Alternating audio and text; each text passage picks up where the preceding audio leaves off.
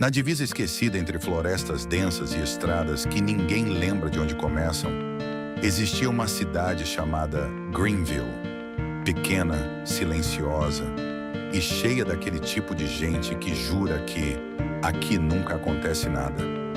Claro, toda cidade que diz isso está escondendo alguma coisa. Em Greenville havia uma regra não escrita: não ande sozinho depois das 23 horas, especialmente se ouvir um rangido de couro. Ninguém sabia exatamente quando a história começou. Alguns diziam que foi nos anos 80, outros juravam que era bem mais antiga, coisa herdada de gerações, tipo receita de família, só que perturbadora. Chamavam a lenda de o Homem de Borracha. Mas entre os adolescentes e os bêbados do bar do Ted, ele tinha outro nome: o Sado de Greenville. Nome nada criativo, diga-se de passagem. Tudo começou com desaparecimentos estranhos. Não eram pessoas importantes. Não eram ricos, nem políticos, nem xerifes. Eram azarados. Gente que pegava atalhos errados. Gente que ouvia um som estranho e resolvia investigar. Gente curiosa. O pior tipo de gente para sobreviver em Greenville. E sempre havia um padrão. Antes de desaparecer, alguém relatava um vulto, um brilho e um som. Chiac, chiac, como borracha esticando.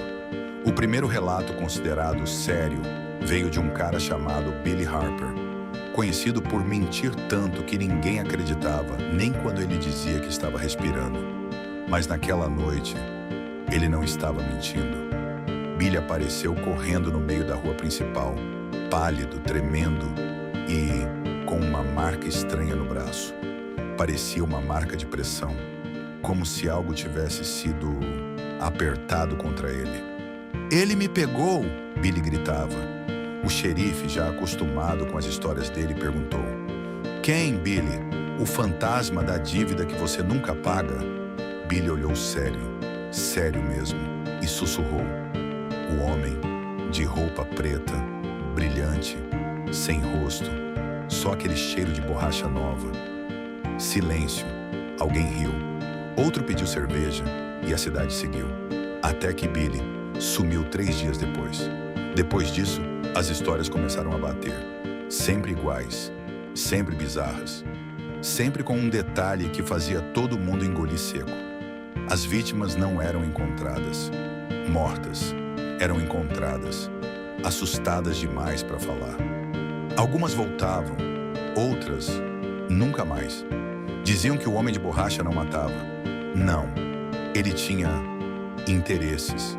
Interesses que ninguém queria entender. Ele levava as vítimas para algum lugar escondido. Um quarto secreto, diziam.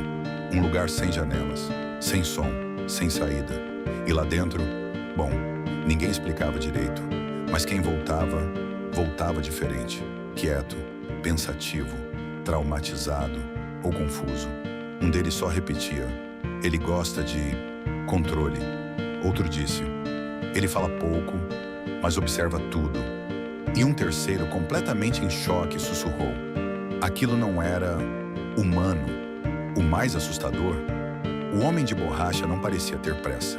Ele escolhia, esperava, observava, como se estivesse brincando. Com o tempo, Greenville adotou hábitos curiosos. Ninguém usava roupas muito chamativas à noite. Ninguém atendia portas depois das 22 horas. E, principalmente, ninguém comentava sobre o som de borracha porque, segundo a lenda, se você comenta, ele ouve.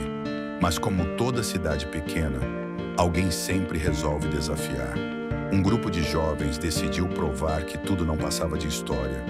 Levaram lanternas, câmeras, coragem falsa e entraram na floresta. Gravaram risadas, piadas, imitações ridículas do tal homem. Até que o áudio captou algo, no fundo, baixo, arrastado. Tchac, tchac. As risadas pararam. A câmera tremia. Um deles sussurrou: "Cara, isso não é engraçado." E então a gravação cortou. No dia seguinte, só um voltou. sem câmera, sem amigos, sem vontade de explicar. A única coisa que ele disse foi: ele não gosta de ser zoado. Até hoje, Greenville continua lá. Tranquila, silenciosa, normal demais. Mas se você algum dia passar por uma estrada deserta nos EUA e encontrar uma placa enferrujada escrito "Welcome to Greenville", faça um favor a si mesmo, não pare. E se por acaso você ouvir um som estranho, como borracha sendo esticada, não olhe para trás, porque segundo a lenda, ele prefere quando você percebe tarde demais.